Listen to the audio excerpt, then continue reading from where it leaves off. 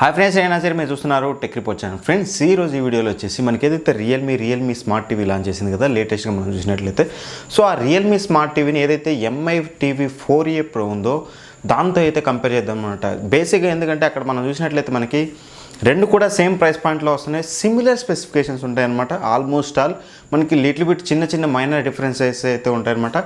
So అవేంటో discuss చేసి ఓవరాల్గా మనకి ఆ ప్రైస్ పాయింట్లో ఏ టీవీ బెటర్ అనేది అయితే ఈ వీడియోలో అయితే డిస్కస్ చేద్దాం చాలా డీప్గా. ఇక ఆలస్యం చేయకుండా వీడియోలోకి అయితే వెళ్ళిపోదాం.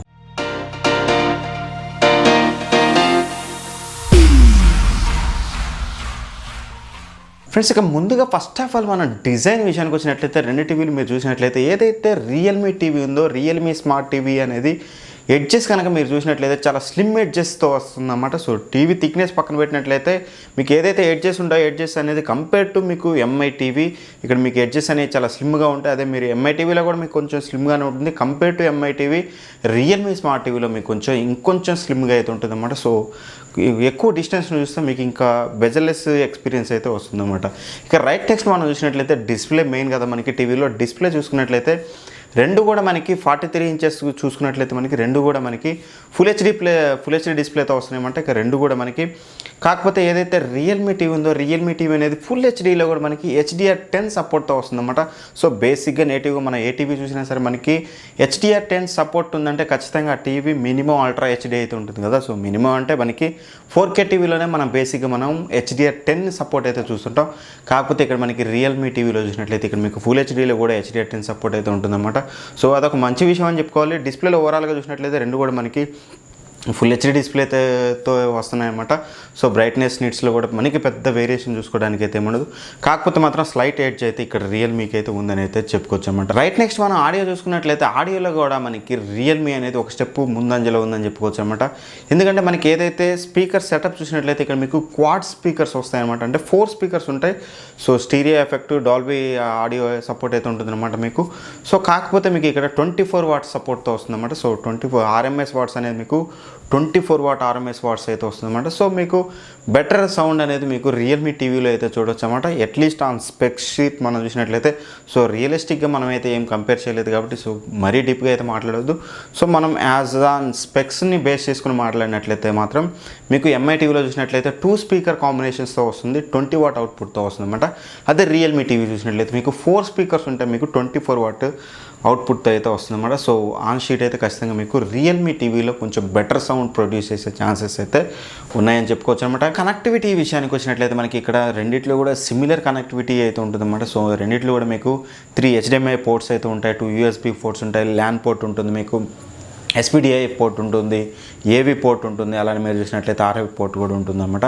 సో ఓవరాల్గా చూసినట్లయితే కనెక్టివిటీలో పెద్ద మేజర్ డిఫరెన్స్ అయితే మనం చూడడానికి అయితే ఉండదన్నమాట.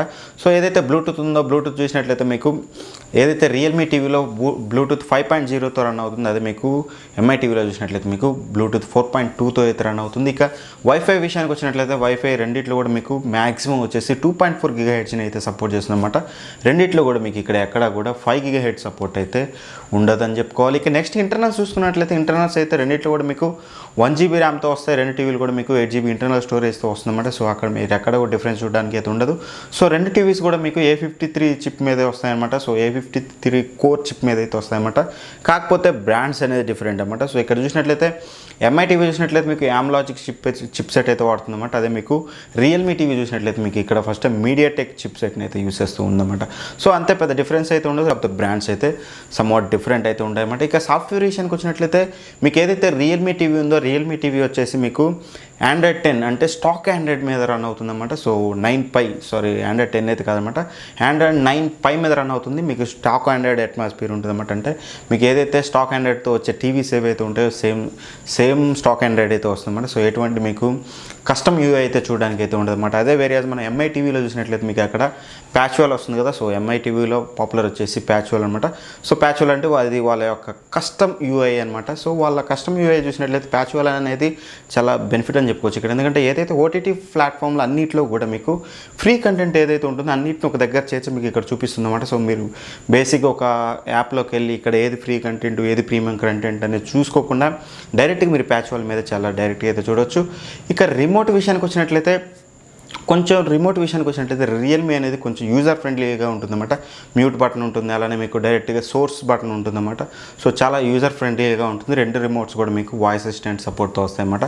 So compare to MI TV remote, Realme TV remote అనేది కొంచెం యూజర్ ఫ్రెండ్లీగా అయితే ఉంటుందన్నమాట. ఇక ప్రైస్ విషయానికి వచ్చినట్లయితే రెండు కూడా మీకు 21,999కి అయితే వస్తున్నాయన్నమాట. రెండు కూడా సేమ్ ప్రైస్ పాయింట్లో వస్తున్నాయి. సో ఓవరాల్ ఇక్కడ చూసి మనం ఒక టీవీని పిక్ చేసుకోవాలంటే, ఇఫ్ ఇన్ కేస్ నేను ఒక టీవీ కొనాలనుకుంటే మాత్రం స్పెక్స్ చూసి కొనాలనుకుంటే మాత్రం ఖచ్చితంగా రియల్మీ టీవీకి అయితే వెళ్ళిపోతాను అనమాట. ఎందుకంటే బేసిక్గా మనం చూసినట్టయితే కొంచెం డిజైన్ అనేది స్లిమ్గా ఉంటుంది. ఫుల్ హెచ్డీ డిస్ప్లే అయినా సరే మీకు ఇక్కడ HDR10 సపోర్ట్ ఉంటుంది. ఆడియోలో చూసినా సరే మీకు ఇక్కడ క్వాడ్ స్పీకర్ కాబట్టి మీకు 24 వాట్ అవుట్పుట్ అయితే ఉంటుంది కాబట్టి మీకు కొంచెం బాగుంటుంది. బ్లూటూత్ 5.0 మీద అయితే రన్ అవుతుంది. రిమోట్ కూడా మీకు కొంచెం యూజర్ ఫ్రెండ్లీగా అయితే ఉంటుందన్నమాట. సో ఓవరాల్గా ఇవన్నీ బేస్ చేసుకొని కళ్ళు మూసుకొని అయితే మనం రియల్మీ స్మార్ట్ టీవీని అయితే పర్చేస్ చేయొచ్చు. బట్ ఇక్కడ ఇంకోటి కూడా మనం ఆలోచించాల్సింది ఏంటంటే సర్వీస్ అనమాట. ఆఫ్టర్ సేల్స్ మనకి సర్వీస్ అనేది చాలా important. Compare to MI Realme service అనేది అంత గొప్పగా అయితే ఉండదు. Especially first time TVs launch చేశారు కాబట్టి వాళ్ళు ఈ సెట్ ఆఫ్ సర్వీస్ సెంటర్స్ అనేవి సెట్ చేసుకొని కొంచెం రావడానికి అయితే కొంచెం టైం పడుతుంది. సో సర్వీస్ విషయంలో చూసినట్లయితే ఖచ్చితంగా మీకు ఎంఐ అనేది అయితే ముందు ఉంటుంది అన్నమాట. సో ఆ విధంగా చూస్తే మీరు ఖచ్చితంగా ఎంఐని అయితే ప్రిఫర్ చేయొచ్చు. లేదనుకుంటే మాత్రం సర్వీస్ అనేది బేసిక్గా మనకి ప్రాబ్లమ్స్ వచ్చినప్పుడు కాబట్టి ఆ లోపల రియల్మీ కూడా మనకి అన్ని సర్వీస్ సెంటర్స్ని ప్రొవైడ్ చేస్తుంది, మంచి ఇది ఇస్తుందని మీకు నమ్మకం కనుకుండా ఉంటే మాత్రం ఖచ్చితంగా ఆ స్పెక్స్ని కంపేర్ చేసినట్లయితే ఖచ్చితంగా రియల్మీ స్మార్ట్ టీవీ అనేది చాలా బెటర్ అని అయితే చెప్పొచ్చు అన్నమాట. ఇక ఫ్రెండ్స్ అలానే నేను నెక్స్ట్ వీడియోలో వచ్చేసి మనకి ఏదైతే ఎంఐ టీవీ 4X Pro ఉందో, సో ఎంఐ టీవీ 4X Proతో కూడా మనకి రియల్మీ స్మార్ట్ టీవీని అయితే కంపేర్ చేస్తాను అనమాట.